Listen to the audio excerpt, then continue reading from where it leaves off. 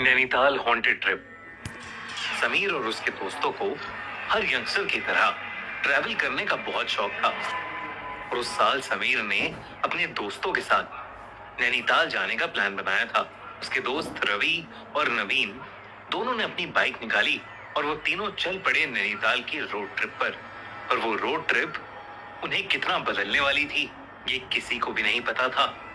Plan बनाने वाले समीर को ना ही शैतान में और ना ही भगवान में जरा सा भी भरोसा था, पर इस ट्रिप पर उसके सारे बिलीव्स बदलने वाले थे। समीर और उसके दोस्त ट्रिप के दूसरे दिन ही कहीं बाहर घूमकर अपने होटल वापस जा रहे थे, पर रास्ते में उन्होंने खुद को नैनीताल से करीब 3 किलोमीटर दूर बोवाली रोड पर पाया। वहां पहुंचते पहुंचते शाम हो चली थी और सूरज ढलने में अभी भी करीब 1 घंटा बाकी था।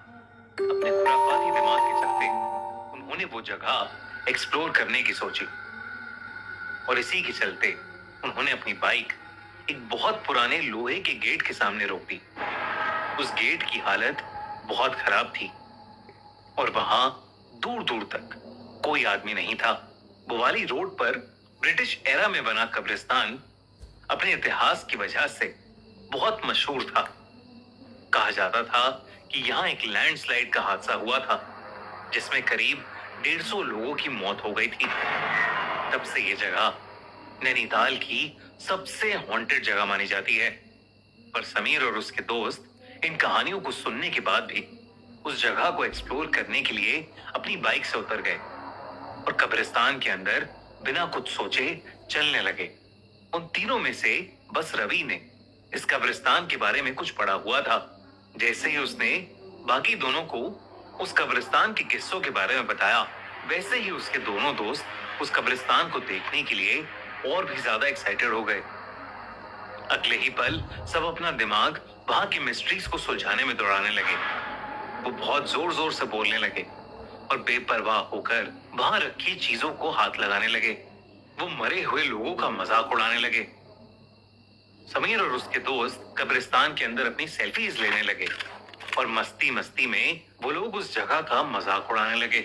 अनजाने में ये सब करते हुए उन्हें हल्का सा भी अंदाजा नहीं था कि इसका अंजाम कितना बुरा हो सकता था।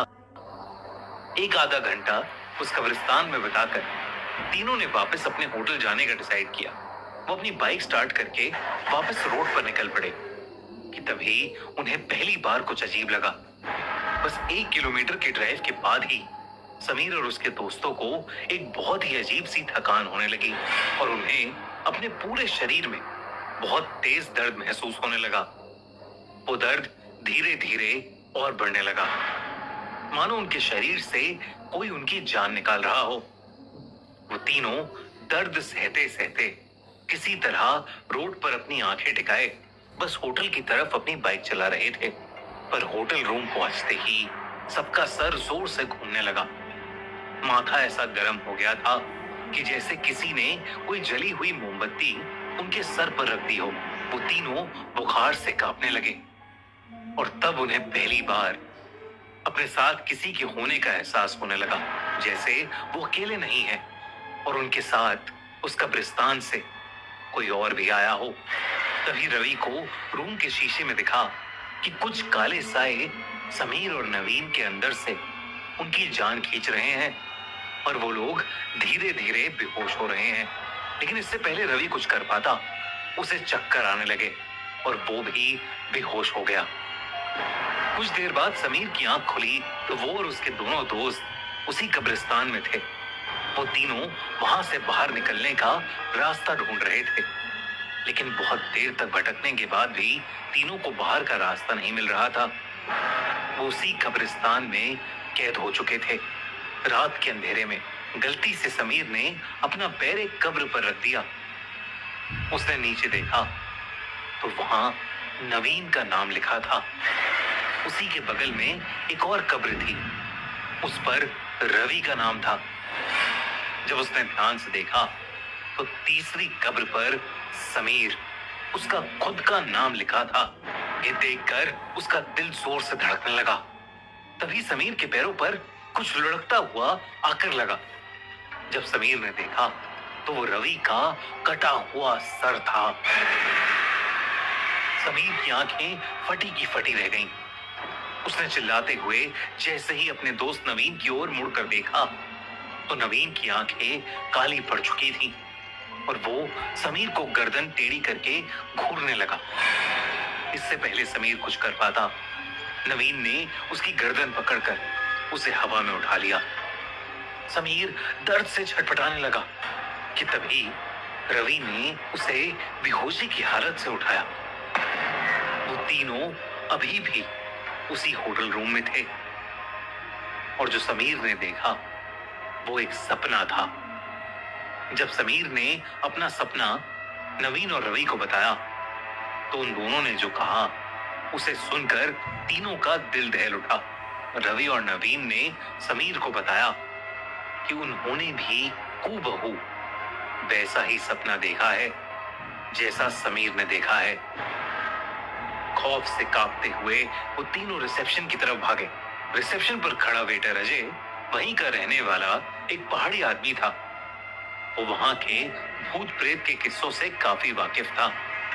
समीर से बात करने पर उसे इस बात का यकीन हो गया था कि उन लड़कों ने अनजाने में उस भूतिया कब्रिस्तान की आत्माओं को नाराज कर दिया है और अब हर जगह वो आत्माएं उन तीनों का पीछा करती रहेंगी।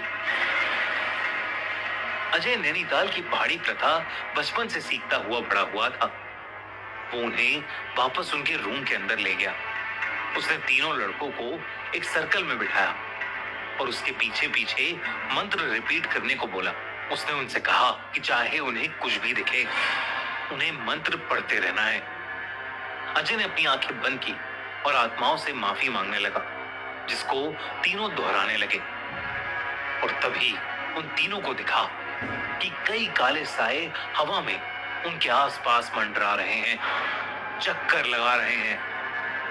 ये दृश्य देखकर तीनों का दिल दहल गया, लेकिन फिर भी वो मंत्र पढ़ते रहे और फिर कुछ ही देर में वो साए वहां से गायब हो गए। अजय ने उन्हें कहा कि अब उस कब्रिस्तान की आत्माओं ने उन्हें माफ कर दिया है और उनका पीछा छोड़ दिया है। पूजा के तुरंत बाद ही उन तीनों का शरीर तपना बंद हो गया और अगले दिन सोकर उठने के बाद मानो समीर और उसके दोस्तों को ऐसा लग रहा था जैसे पिछली रात उनको कुछ हुआ ही नहीं था। उनका दर्द, बुखार और चक्कर कभी था ही नहीं। कुछ बचा था तो बस वो भयानक एक्सपीरियंस। उस रात को तो वो कभी नहीं भूल सकते, लेकिन उन्होंने डिसाइड किया कि वो फिर कभी ऐसे लापरवाह नहीं होंगे और फिर कभी किसी कब्रिस्तान में भूल के भी कदम नहीं रखेंगे।